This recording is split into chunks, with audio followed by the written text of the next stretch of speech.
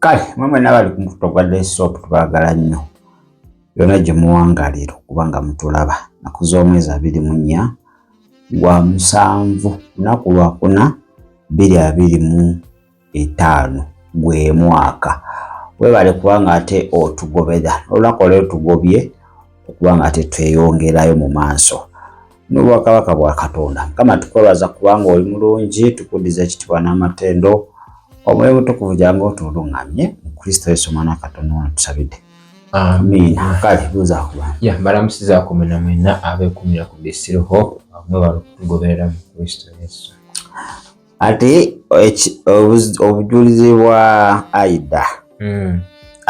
Bulese ebizibu ku social media z'enjawulo. Nawe n'aba politician batandise obubukira. Aba bali muyita nti mulwadde wa mutwe wali keki kyamu ku mutwe. Abalooza mbu banoonya ssente. Abalooza mbu ayagala kola chachi anoonya abantu. Aida alina chachi obedde. Ate tagitandise leero. Chachi eruddewo kusala amalodi awo. I think chachi ye weeri. Mu bantu be nalinda byabanoonya fame Aida taliimu. Aida taliimu kuba bantu bangi ng'omulaba mu njogeraye anoonya fame, anoonya ne social media emuyite n'eri emuyite ne Aida tali ekyo nti ayagala kumanyika nnyo oba social media kwongera kumuyita. Teri mikutu gy'amaanyi gye mulabyeko okuleka Destiny Matters ne Mutundwe ne Muwanguzi Tawanika. Teri nnyo mikutu mirala bano babloga abali bamukyazisa. Gwasinga ade agenda kwabo winzo gamuba anoonya fame. Naye ndabe ba politician bululu bwe babuvuddemu batandise kubuukira bye batasobola. Politics muleke. Maya ebya Bible bireke. Damu politics yo ogomanya juddo obulimba. Ojja mu maaso g'abantu n'obafera ngenda bakolera kino naye ng'okimanyi tolina na busobozi bwekikola bwekiri naye n'obalimba aye n'obeera mu kalukalu. Newekaza. So leero ndabeko Musumba Kasibante eyali host we nga mukyazizza ngaze kwadressinga ensonga ezimu kuzikuta kati mu video obusinza okwata kati twabukulagako mu kitundu kyaffe ekyasooka akavidiyo k'ekiyungu nti mu ggulu bafumba era Aida yalaba ekiyungu ekinene ekyenkananga Canada. Kati ekyo Musumba Kasibante azze okubanga akkanya kuba ye host. Olaba omuntu gwa host nga wabatandise okubanga obujulizi babukubamu ebituli si kubukamu bituli abaana tamanyi kye baagala. Mu vidiyo yange yasooka nababuuza ebintu ebyo byali bisatu. Aida yayongeramu Aida teyalungamizibwa oba bano ababizanyisa be batabitegeera byali ebibuuzo aleka ebibuuzo byange bisatu.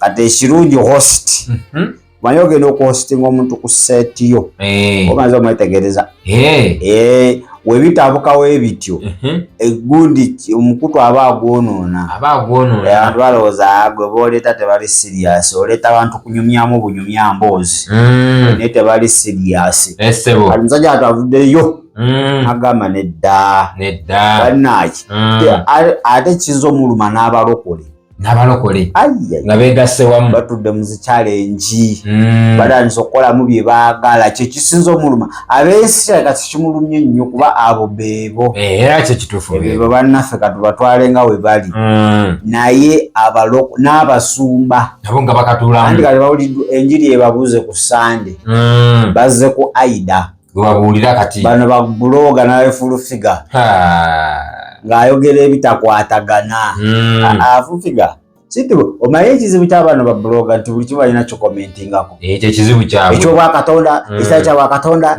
ekyomusabo ekyawa buli kimu bo bamanyi byotamanyi bireke. Waliwo ebintu ebimu nga waliwo abakusinga okumanya. Ekyo kituufu. N'oba weewaana nti omanyi waliwo ebintu ebimu ng'ate waliwo abasirifu abali naye ng'ate babimanyi nnyo okusinga. Wekiri. Kati bino eby'omwoyo togenda leeta analysis wo. Nti otuweke ebyafaayo. Wensi. Ezo mukola analysis za mama Fiina. Bakole ezo. Ezo bazimanyi kuba gye basiiba. Gye basiiba. Kati zino ez'Obwakatonda azeetaagawo bennyini abamunoonyeza. N'abawo okukola ki? Okubikkulirwa. Kakati ebintu ebimu tuvaaze waliwo ka advert ka intro cafe. Enagamba nti oleeta science mu Bayibuli. Ogenda kubuusa ebyamagero bingi. Kyo kituufu. Kuba science agamba tekisoboka. Science. Nabaddeyo omuddwayo nga ntereeza amannyo gange, amanyi gayonooneka. Naye nga nkyakolera omubi. Gwonna olumosi bagaddamu. Kati musawo n'agamba era yabadde ku bujulizi bwa Aida. Waliyo omukazi ku intaneti agenda mugulu nadda. Ebintu ebyo tebiriiyo. Kwanza gyebiri. Omuntu asobola okufa n'adda. Kwanza oli teyafiira ddala. Oli ali mu kwolesebwa. Si kufa. Mu kwolesebwa tosobola agendayo ng'otambula. Omubiri gulina osirika. Omwoyo ne gugenda. Kama se science tebikiriza ebyo. Nagamba katugeze wano nga nkuggyemu erinnyo lisobola okudda. Ne mugamba maaso ga Katonda tekitasoboka. Olaba omufu yasobola okuzuukira. Kati ate erinnyo obunnyo nti nedda. Era ali awo nga wakana nnyo. Ndabira ddala nga science tebakwatagana ne Katonda. Naye nga ye chief scientist. Naye kakati bano bazina science abamu betulina. Sitaani abawadde amagezi. Omuzungu bayita ba wizard. Kulira. Amagezi gali corrupt. Kati bo sitaani abayaga nti ebintu ebimu tebisoboka. Kati waba yasobola oteekamu gano amannyo. Tugata omuntu yakola hama oba emmotoka Range Rover talina spare waayo. Amuyina. Ate yense ebyalo eby'eggulu tebikola ki? Tebabitegeera. Kakati tetugera tubaddiremu obutambi obwa gundi nga tubaddiremu akefumbiro. Wakefumbiro tukuwe ne musumba ng'akatiriza musumba akasiba nte ng'ayongera okutemaatema. Naawe olina Bayibuli eyo ekituufu yagibikula olaba oba ennyonnyola ye etuukaganye neki Aida kyeyali akola ki kyeyali ayogerako. Weba ebulamu omwoyo mutukuvu omulina ekituufu ayongere okuba nga akutemeratemera alisobola okuba nga kitukomawo. Omugulu waliyo effumbiro eddene ennyo. It's like a nation. Nga bw'ogamba nti Amerika yonna lyeffumbiro ly'omuggulu. Muggulu bafumba emmere ez'enjawulo. Kitegeeza nti bwe tulituuka muggulu tugenda kulya. Andi bafumbira buli muntu alina oda ye okusinziira ku ky'osinga okwagala yo best. Praise the Lord. Many of you have been seeing so many TikTok videos that are going around of Pastor Aida and myself interviewing her on Destiny Matters. There are a few questions there that I want to address. Number one, some of you are joining the world to laugh that there's no food in heaven. I want to disprove you. In the Bible, God promised us food in heaven. We are going to eat.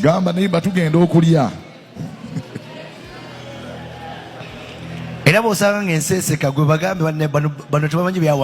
you find the word laughing, tell them they don't know scripture. Even phone pastors and born again, they don't know. But it's good to clear the air. Let me read for you a verse. Luke 22 verses 29 and 30. And then I'll also address the issue of mansions. Then I'll address the issues of angels lifting you up. All this is all scripture. You are like a king's daughter who doesn't know their rights. Luke 22 and 29. I confer on you a kingdom. Just as my father conferred one on me. Verse 30.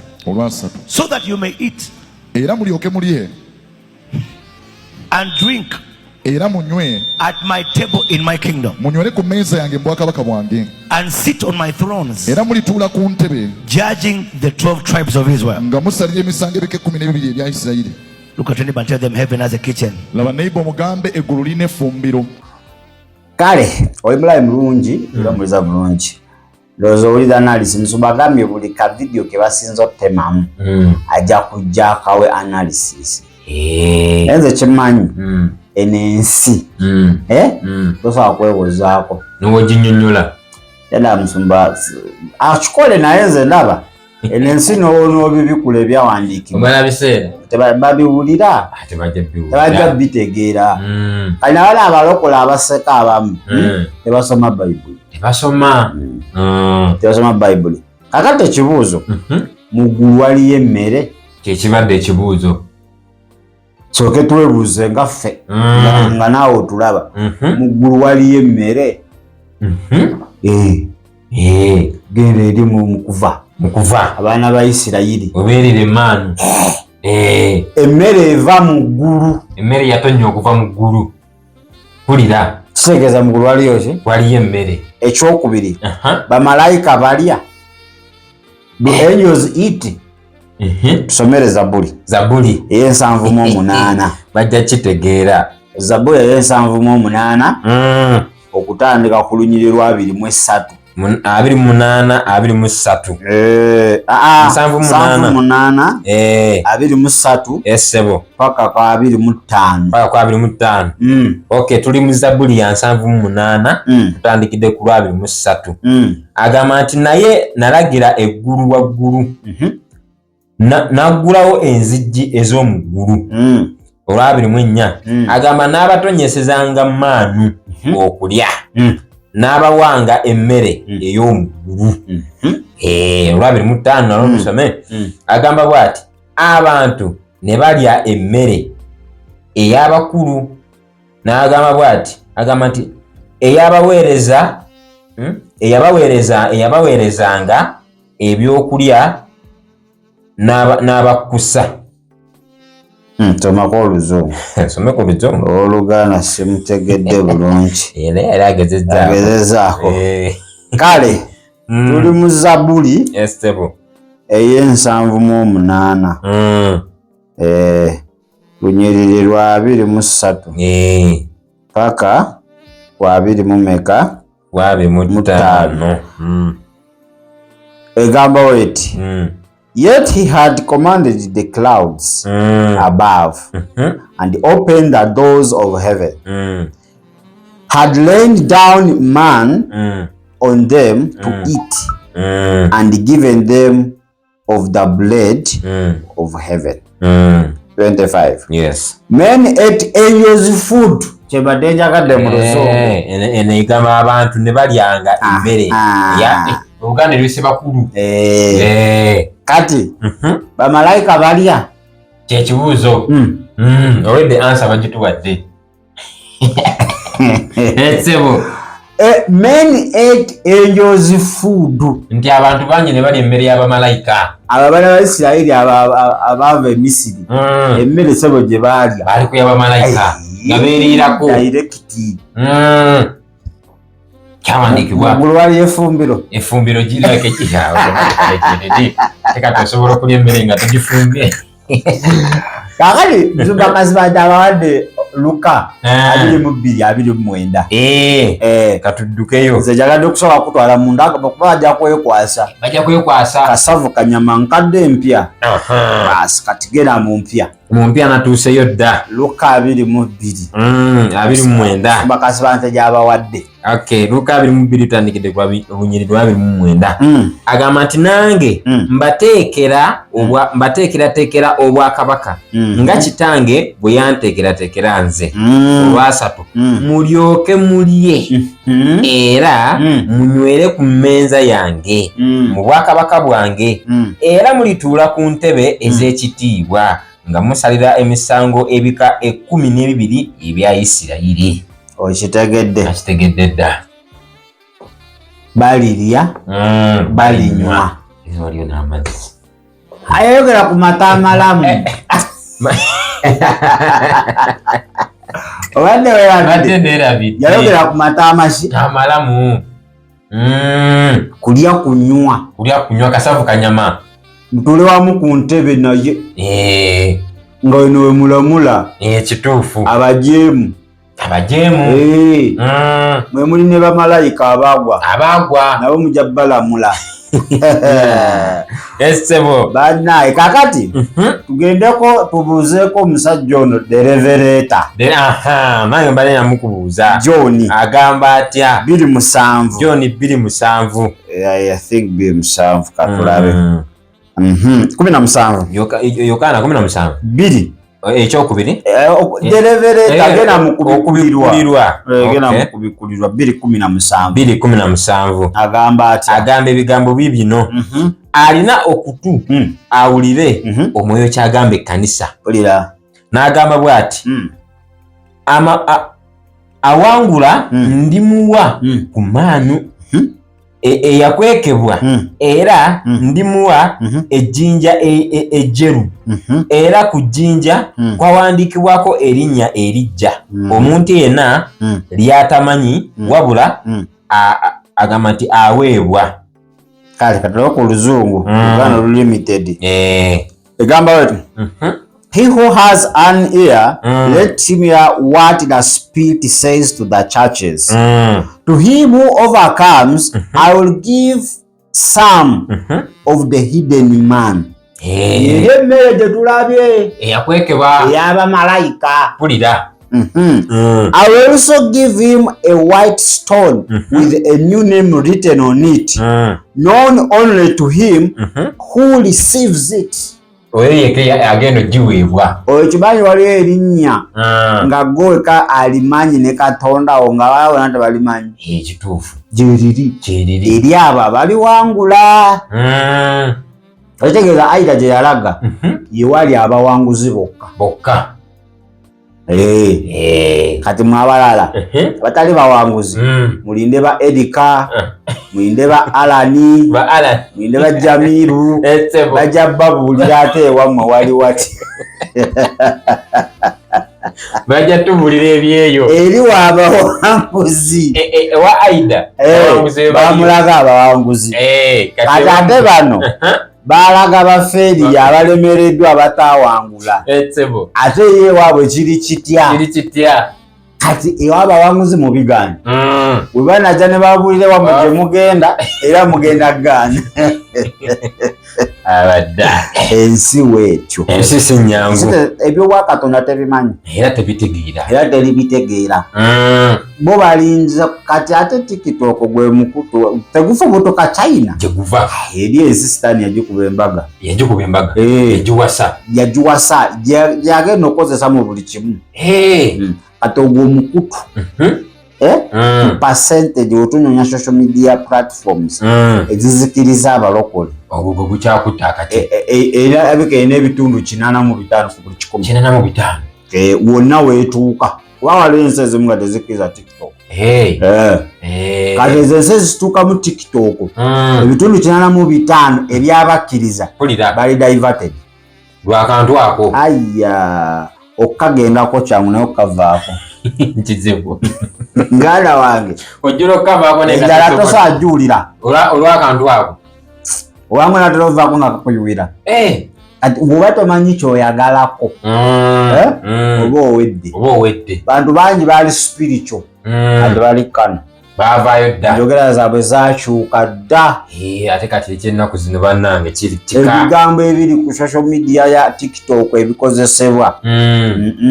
ebisobola kuleka ng'okyali spiritual tebikuleka kyekimu ate osobola oscrollinga vidiyo nga 2 emu yokka eyogera Katonda emu yokka bweti ate nayo togimalaako ebyo Katonda babirabolooza agitako buyisi ayaya Katonda live ku TikTok baliko bameka babasatu bali mukaaga naye singa omuntu adi yeyambudde babandi badde babameka bangi balwana bulwanyi ejo sister atogaye waliyo ng'omuwala wali oku gwe mulimu gwe jajjamu engoye naga akati alina mbu WhatsApp group ye atagamba teekako omutwalo okutwala mu WhatsApp group ate olabe ebisingako wano. Ebisingako awo?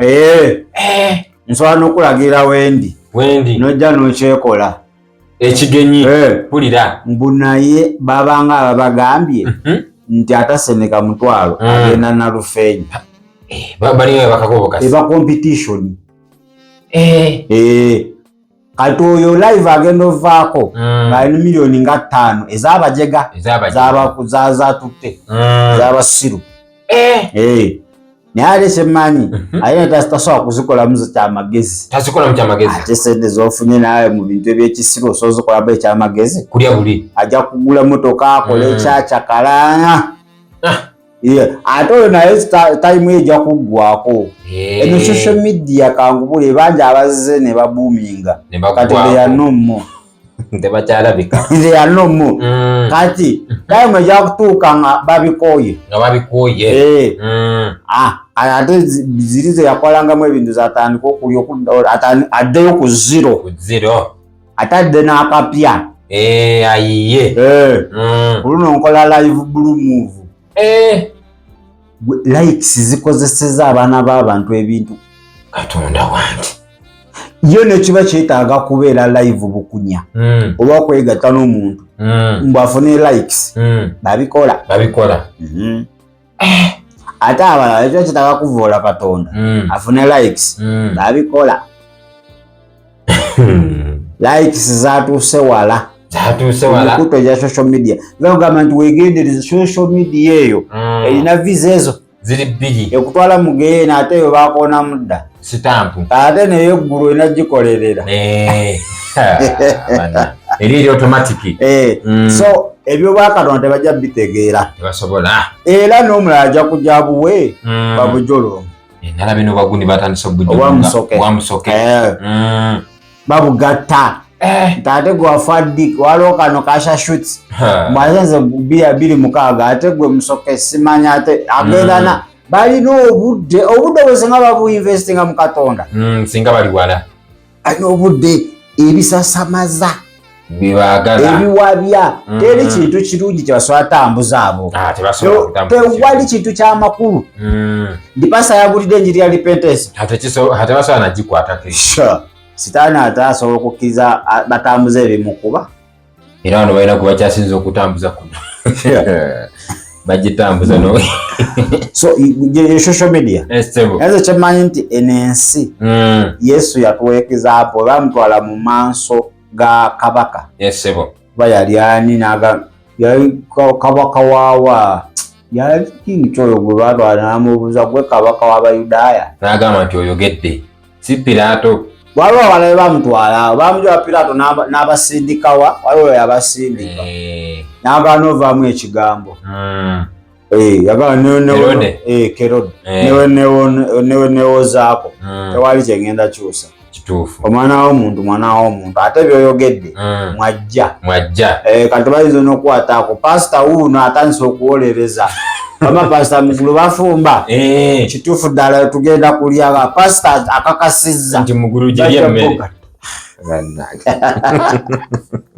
So ensi nzibu naye kye nayogerako mu kusooka ati nabuno obujulizi nga tugenda obuwa tulina obusabira ekyo kituufu tulina obusabira Mukama abutegeko entiisa muganda wange. Tetera abasumba bangi muno mu Uganda nekizibu osanga Tom nga bazanyisa enjiri ye sigirabanga nako naye tatayiriyo gyali ate pastor yali fane mu njiri ye tabasumagiza asesa bulungi oleme okusumagira naye kizibu sikirabanga nako nze ani omulala wano gwe batatera kuzanyisa ya Serwadda Kayanja batera nnyo gizanyisa naye kakati bafunayo Bujingo Bugembe awalinga product source of content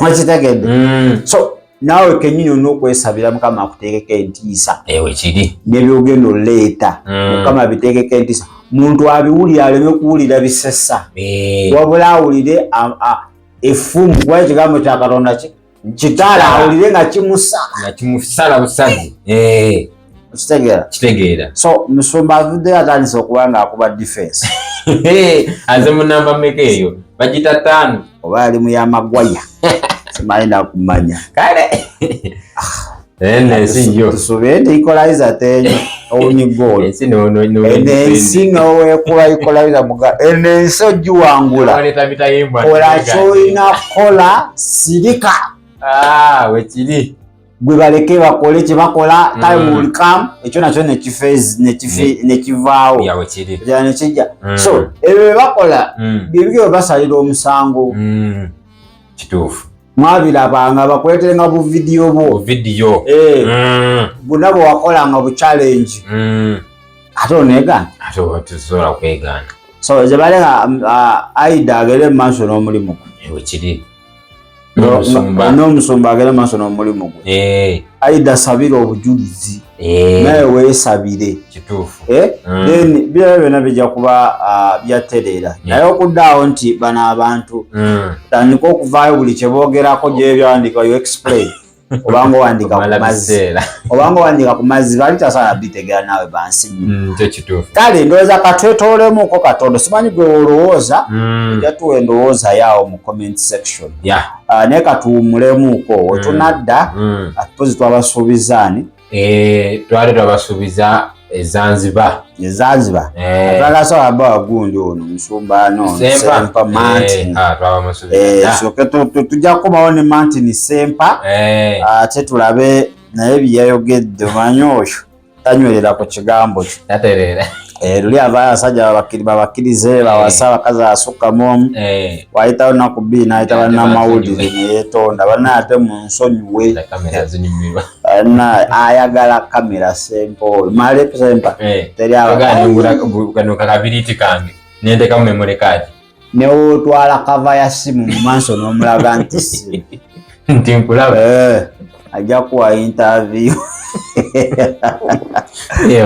osiibudde siibula abantu tuvawasiibudde kale mwebale nnyo okuba nga ate mutugoberera atugenda kuba nga twetololamuko ssaawa ntono nnyo atugenda komawo ate tukwongera ekitundu kyaffe ekiyinza okuba nga kisembayo oba ekiddira ekisembayo ekyolunaku olwaleero tubagala nnyo mubeere bulungi ate era mweraba